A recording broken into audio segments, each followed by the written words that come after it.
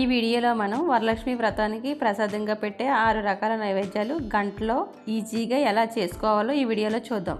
ఇక్కడ నేను ఒక పెద్ద గ్లాస్తో మినపప్పు తీసుకున్నాను, పొట్టుపప్పు తీసుకున్నాను. పొట్టుపప్పుతో చేసుకుంటే మనకి బూరెలు కూడా మెత్తగా బాగా వస్తాయి.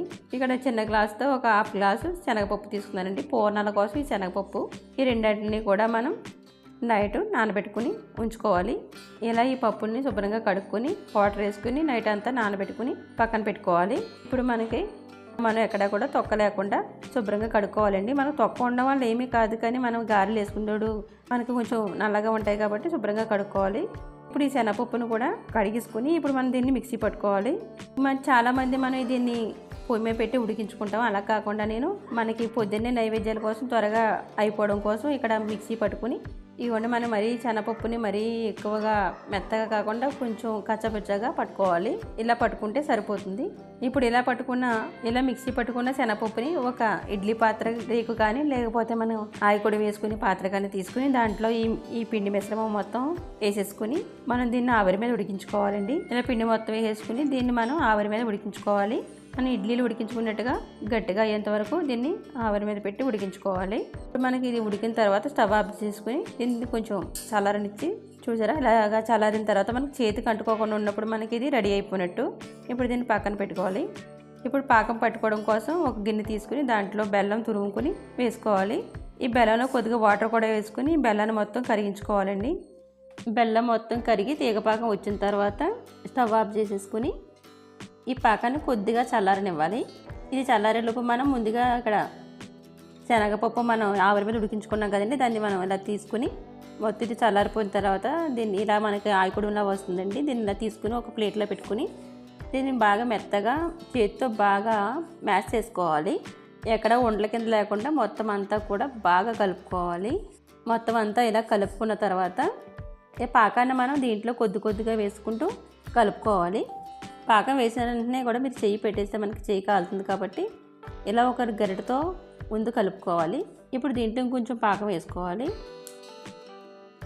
మీకు ఉండ అయ్యేంత వీలుగా చూసుకుని మీకు ఎంత పాకం అయితే పడుతుందో అంత పాకం వేసుకుని కలుపుకుంటే మనకి ఈ పూర్ణం ఉండలు అనేవి మంచి టేస్టీగా బాగా వస్తాయి. ఇప్పుడు ఇలా కలుపుకున్న తర్వాత ఇప్పుడు మొత్తం అంతా కూడా చెయ్యి పెట్టుకుని మొత్తం పూర్ణం మొత్తం అంతా బాగా కలుపుకోవాలి. మనకి ఎక్కడ కూడా ఉండ చేసుకునేటప్పుడు విడిపోకుండా ఇలా మనకి పూర్ణాలు మొత్తం అంతా బాగా వచ్చేలాగా ఇలా కలుపుకోవాలండి. ఇలా మొత్తం అన్నీ కూడా పూర్ణాలు చేసుకుని పక్కన పెట్టేసుకోవాలి. ఇప్పుడు మనం బూరెలు తయారు చేసుకోవడం కోసం పిండిని ఇలా మెత్తగా రుబ్బుకోవాలి. ఎక్కువ వాటర్ చేసుకుని పలచగా రుబ్బుకుంటే మనకి బూరెలు తోపు అనేది బాగుంటుంది కాబట్టి మనం పిండి రుబ్బుకునేటప్పుడే గట్టిగా రుబ్బుకోవాలి. ఎక్కడ పప్పు బద్దలు లేకుండా బాగా రుబ్బుకోవాలి. ఇప్పుడు దీంట్లోకి బియ్య పిండి అండి, నేను బియ్య పిండి కలుపుతున్నాను. ఈ బియ్య పిండి కలుపుకోవాలి మనం తోపు కోసం. దాంట్లో రుచికి సరిపడగా ఉప్పు వేసుకుని కలుపుకోవాలి. మీరు ఈ పిండిలోకి బియ్య పిండి వేసుకుంటే అంతా ఒకేసారి వేసుకోకూడదు, కలుపుకుంటే కొంచెం కొంచెం చూసుకుంటూ వేసుకోవాలండి. అంతా ఒక్కసారి వేసుకుంటే మనకి బూరెలు అనేవి గట్టి వచ్చేస్తాయి. అలా కాకుండా కొద్దిగా వేసుకుంటే మనకి బూరెలు సాఫ్ట్గా బాగా వస్తాయి. ఇప్పుడు దీంట్లో కొద్దిగా పంచదార, మనం పూర్ణాల కోసం తయారు చేసుకున్న మిగిలిన పాకం ఉంది కదా, ఆ పాకం కూడా దీంట్లో వేసుకుని ఈ పిండి మొత్తం బాగా కలిపేసుకోవాలి. మొత్తం అంతా కూడా ఇలా కలిపేసుకున్న తర్వాత ఇప్పుడు మనకి ఆయిల్ వేడైన తర్వాత మనం ఇలా పూర్ణాలు తయారు చేసుకున్న పూర్ణాలు ఇలా ఒక్కొక్కటిగా పిండిలో వేసుకుని ఇలా పిండిని మనం పూర్ణం పైన వేసుకుని పూర్ణంతో పాటు మన పిండిని తీసుకుని బూరెలు వేసుకోవాలండి. ఇలా వేసుకుంటే మనకి బూరెలు అనేవి ఎక్కడ చీదేయకుండా పర్ఫెక్ట్గా బాగా వస్తాయి. ఇలా కూడా మనం మూకుడు అంతా వేసేసుకోకుండా మనకి తక్కువగా వేసుకోవాలండి. అలా అయితే మనకు వాటిని తిరగేసుకునేటప్పుడు ఈజీగా ఉంటుంది. వీటిని బాగా వేగనివ్వాలి. ఇప్పుడు ఇవి ఒకవైపు వేగిన తర్వాత వీటిని జాగ్రత్తగా రెండో వైపు తిప్పుకొని వేపుకోవాలి. వీటిని తిప్పుకున్నప్పుడు చాలా జాగ్రత్తగా తిప్పుకోవాలండి, లేకపోతే ఎక్కడైనా మనకి గరిట తగిలితే అక్కడ పూర్ణం బయటకు వచ్చేస్తుంది. ఇలా మొత్తం అన్నీ కూడా జాగ్రత్తగా తిప్పుకొని రెండో వైపు కూడా బాగా వేపుకోవాలి. ఇంకా చూసారు కదా, మనకి ఇలా రెండు వైపులు బాగా వేగిన తర్వాత వీటిని తీసేసుకొని ప్లేట్లో పెట్టేసుకోవాలి. అంతేనండి, మన వరమహాలక్ష్మి మొదటి ప్రసాదం అయిన బూరెలు మనకి రెడీ అయిపోయి. ఇప్పుడు మనం గారెలు తయారు చేసుకోవడం కోసం గారెల పిండిని కొంచెం గట్టిగా రుబ్బుకోవాలండి. వాటర్ ఏమి వేసుకోకుండా గట్టిగా రుబ్బుకోవాలి. ఇలా రుబ్బుకున్న పిండిలో రుచికి సరిపడే ఉప్పు వేసుకుని పిండి మొత్తం అంతా బాగా మిక్స్ అయ్యేలాగా కలుపుకోవాలి. ఇలా కలుపుకున్న తర్వాత ఇలా ఒక ప్లాస్టిక్ కవర్ కానీ ఒక అరిటాకు ముక్క కానీ తీసుకుని దానిపైన తడి చేసుకుని ఇలా పిండి ముద్ద తీసుకుని దాన్ని రౌండ్గా చేసుకుని ఇలా మనం గారెలు చేసుకోవాలి. ఇలా ఏలుతో ఒత్తుకుని మొత్తం అంతా సమానంగా చేసుకుని ఇలా వేలుతో దానికి బెజ్జం పెట్టుకుని ఇలా చేసుకోవాలండి. మనకి ఇలా చేసుకుంటే గారెలన్నీ కూడా పర్ఫెక్ట్గా బాగా వస్తాయి. ఇలా చేసుకుని మనం డీప్ ఫ్రై చేసుకోవాలి. ఇప్పుడు మనం పాకం గారెల కోసం ఇక్కడ పాకం పట్టుకుందామండి. ఈ పాకం పట్టుకోవడం కోసం ఇక్కడ నేను ఒక కప్పు బెల్లం తీసుకుని దాంట్లో కొద్దిగా వాటర్ వేసుకుని ఈ బెల్లాన్ని పాకం పట్టుకుంటున్నాను. ఇది మనకి ముదురు పాకం లేత పాకం అలా ఏమి రావక్కర్లేదండి. మనకి బెల్లం అనేది కరిగిపోతే సరిపోతుంది. ఇప్పుడు మనకి ఇలా బెల్లం మొత్తం కరిగిపోయి ఇలా బుడగల కింద వచ్చేటప్పుడు మనం స్టవ్ ఆఫ్ చేసేసుకుని ఈ పాకాన్ని తీసుకుని పక్కన పెట్టేసుకోవాలి. ఇప్పుడు అదే స్టవ్ మీద డీప్ ఫ్రైకి ఆయిల్ పెట్టుకోవాలి. ఇప్పుడు ఆయిల్ వేడైన తర్వాత మనం గారెలన్నీ కూడా ఇలా ఒక్కొక్కటిగా వేసేసుకోవాలి. ఇప్పుడు ఇవి ఒకవైపు వేగిన తర్వాత వీటిని రెండో వైపు తిప్పుకోవాలి. ఇలా రెండో వైపు కూడా బాగా వేపుకోవాలి. ఇలా రెండు వైపులా బాగా వేపుకున్న తర్వాత వీటిని తీసుకుని మనం వేడిగా ఉన్నప్పుడే మనం ముందుగా తయారు చేసుకుని పక్కన పెట్టుకున్న ఆ పాకంలో వేసేసుకోవాలండి. వీటిని ఇలా వేడిగా ఉన్నప్పుడు మనం పాకంలో వేసుకోవడం వల్ల మనకి ఈ గారెలకి పాకం అనేది బాగా పట్టి బాగా తీపిగా జ్యూసీగా తయారవుతాయి. ఇప్పుడు దీంట్లోనే మనం మళ్ళీ ఇంకొక వాయి వేసేసుకుందామండి. అవి చప్పటి గారెల కింద పక్కన పెట్టేసుకుందాం. ఇవి చూసారు కదా, మనకి ఇలా వేడిగా వేసుకోవడం వల్ల మనకి ఈ పాకం గారి మొత్తం అంతా కూడా పాకం పీల్చుకుని జ్యూసీగా బాగా వచ్చినాయి. చూడండి మనకి ఎంత బాగా పాకం పీల్చుకునే గారెలు. ఇలా వేసుకుంటే మనకి గారె లోపల వరకు కూడా పాకం మొత్తం వెళ్తుంది. ఇప్పుడు మనకి వరమహాలక్ష్మి 2 రకాల ప్రసాదాలు రెడీ అయిపోయినాయండి. మనకి చప్పటి గారెలు, తీపి గారెలు రెడీ అయిపోయినాయి. ఇప్పుడు మనం ముందుగా బూర్ల కోసం రుబ్బుకున్న పిండిలో కొద్దిగా పిండి తీసుకుని పక్కన పెట్టుకోవాలండి. అలా పక్కన పెట్టుకున్న పిండిలో కొంచెం వరిపిండి కలుపుకొని కొంచెం బెల్లం కూడా కలుపుకొని ఇలా ఇవన్నీ వేసుకుని బాగా కలుపుకోవాలండి. ఇలా కలుపుకున్న తర్వాత మీకు ఇంకా పిండి బాగా మెత్తగా అనిపిస్తే ఇంకొంచెం వరిపిండి కలుపుకొని ఇలా మొత్తం అంతా కలుపుకుంటే సరిపోతుంది. ఇది మనం అమ్మవారికి ఎంతో ఇష్టమైన తీపట్టు అండి. ఈ తీపట్టు తయారు చేసుకోవడం కోసం మనం ఇప్పుడు గారెలు చేసుకున్న కడాయిలో ఆయిల్ తీసేసుకుని అది స్టవ్ మీద పెట్టుకుని పిండిని ఇలా అట్టలో వేసేసుకోవాలి. ఇలా అట్టలో వేసుకున్న తర్వాత చుట్టూ కొంచెం ఆయిల్ వేసుకుని బాగా కాలిన తర్వాత దీన్ని జాగ్రత్తగా రెండో వైపు తిప్పుకోవాలి. ఈ అట్టు మనం అప్పుడే రుబ్బుకున్న పిండితో చేసుకున్నాం కాబట్టి అది కొంచెం సాఫ్ట్గా ఉంటుందండి. అందుకని మనం దీన్ని తిప్పుకునేటప్పుడు త్వరగా విరిగిపోతుంది.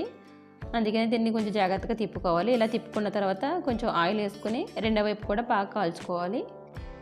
ఇప్పుడు రెండో వైపు కూడా బాగా కాలిన తర్వాత దీన్ని తీసేసుకొని పక్కన పెట్టేసుకోవాలండి. అంతేనండి, మన వరమహాలక్ష్మికి ఎంతో ఇష్టమైన తీపట్టు కూడా రెడీ అయిపోయింది. ఇంకా చూసారు కదా, మనకి బాగా కాలింది అట్టు. ఇలా కాల్చుకుంటే మనకి అట్టుని చాలా టేస్టీగా వస్తుంది. ఇప్పుడు మనం 5వ ప్రసాదం తయారు చేయడం కోసం పాన్ పెట్టుకుని నెయ్యి వేసుకోవాలండి. ఈ నెయ్యి వేడైన తర్వాత జీడిపప్పులు, కిస్మిస్ వేసుకుని త్వరగా వేపుకోవాలి. ఇవి వేగిన తర్వాత వీటిని తీసుకుని పక్కన పెట్టేసుకొని ఇప్పుడు అదే పాన్లో ఒక అర గ్లాసు నూక తీసుకుని వేపుకోవాలండి. ఇదే నెయ్యిలో ఈ నూక మనం వేపేసుకోవాలి. ఇక్కడ నేను చిన్న గ్లాసు నూక తీసుకుంటున్నాను. ఈ నూకను కూడా ఈ నేతిలో బాగా వేపుకోవాలి. ఇలా ఈ నేతిలో ఈ రవ్వను వేపుకోవడం వల్ల ప్రసాదం అనేది మంచి టేస్టీగా బాగా వస్తుంది. ఇలా వేపిన తర్వాత స్టవ్ ఆఫ్ చేసేసుకుని దీన్ని వేరే ప్లేట్లోకి తీసేసుకోవాలి. ఇప్పుడు పాన్ పెట్టుకుని దాంట్లో ఒక గ్లాసు పాలు వేసుకోవాలి. పాలు వేసుకుని పాలు బాగా మరుగుతున్నప్పుడు దీంట్లో ఒక చిన్న గ్లాసు షుగర్ వేసుకోవాలి. మీరు పెద్ద గ్లాస్తో రవ్వ తీసుకున్నారు కాబట్టి ఒక చిన్న గ్లాస్తో షుగర్ వేసుకుంటే సరిపోతుంది. ఇలా షుగర్ వేసుకున్న తర్వాత ఈ షుగర్ మొత్తం అంతా కరిగేలాగా గరిటతో బాగా కలుపుకోవాలి. మనకి ఇప్పుడు షుగర్ మొత్తం కరిగి పాలు బాగా మరుగుతున్నప్పుడు దీంట్లో కొద్దిగా ఇలాచీ పొడి వేసుకోవాలండి. మనకి ఈ ప్రసాదంలో కానీ స్వీట్లో కానీ ఇలాచీ పొడి వేసుకోవడం వల్ల మంచి టేస్ట్ వస్తుంది. ఈ ఇలాచీ పొడి వేసుకున్న తర్వాత కూడా మొత్తం అంతా కలుపుకొని ఇప్పుడు మనం వేపుకుని పక్కన పెట్టుకున్న నూక వేసేసుకోవాలి. ఈ నూక వేసుకునేటప్పుడు మనం ఇలా తిప్పుతూ వేసుకోవాలండి, లేకపోతే మనకు ప్రసాదం అనేది ఉండల కింద కట్టేస్తుంది. ఇలా వేసుకున్న తర్వాత బాగా కలుపుకోవాలి. ఈ ప్రసాదం మొత్తం బాగా కలుపుకోవాలండి. ఇలా మొత్తం అంతా దగ్గర పడేంత వరకు ఇలా కలుపుతూ ఉండాలి.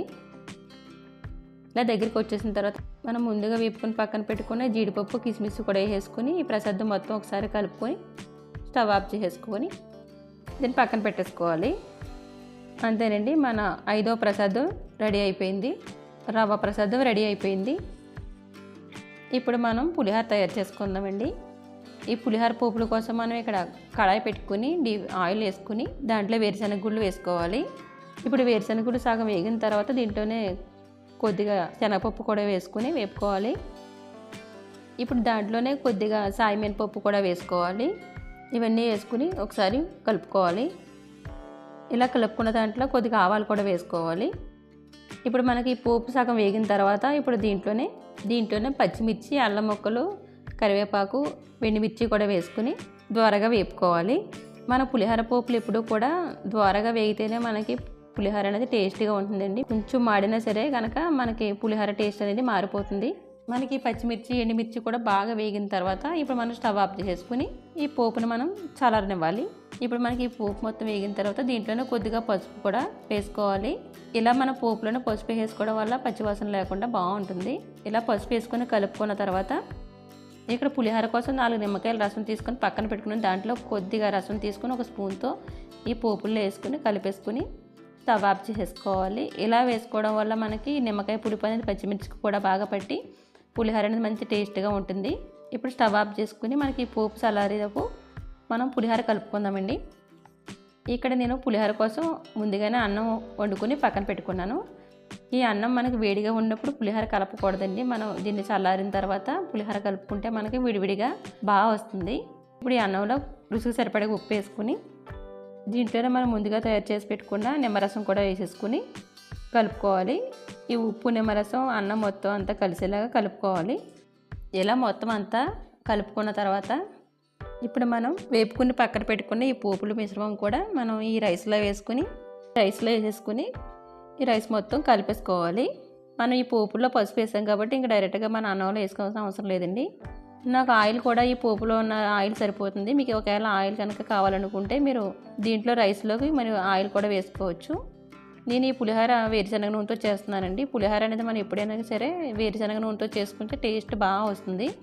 ఈ పోపులన్నీ కూడా ఈ అన్నం మొత్తం అంతా కలిసేలాగా ఇలా కలిపేసుకోవాలి. పులిహోర కలుపుకునేటప్పుడు కూడా మీరు అన్నాన్ని కింద నుంచి పైకి ఇలా అనుకుంటూ కలపాలండి. మనం పిసికినట్టుగా కలుపుకుంటే అన్నం మనకి మెత్తగా అయిపోతుంది కాబట్టి ఎప్పుడు కూడా పులిహోర కలిపేటప్పుడు అలా కలుపుకోకూడదు. వేళ్ళతో ఇలా రైస్ తీసుకుని ఇలా కలుపుకోవాలి. చూడండి, నేను కలుపుతున్న విధంగా కలుపుకోవాలి. ఇలా కలుపుకుంటే మనకి ఎక్కడ రైస్ అనేది మెత్తపడకుండా విడివిడిగా పొలుకలుగా బాగా వస్తుంది పులిహోర. అంతేనండి, మన పులిహోర రెడీ అయిపోయింది. అమ్మవారి 6వ ప్రసాదమైన నిమ్మకాయ పులిహోర కూడా రెడీ అయిపోయింది.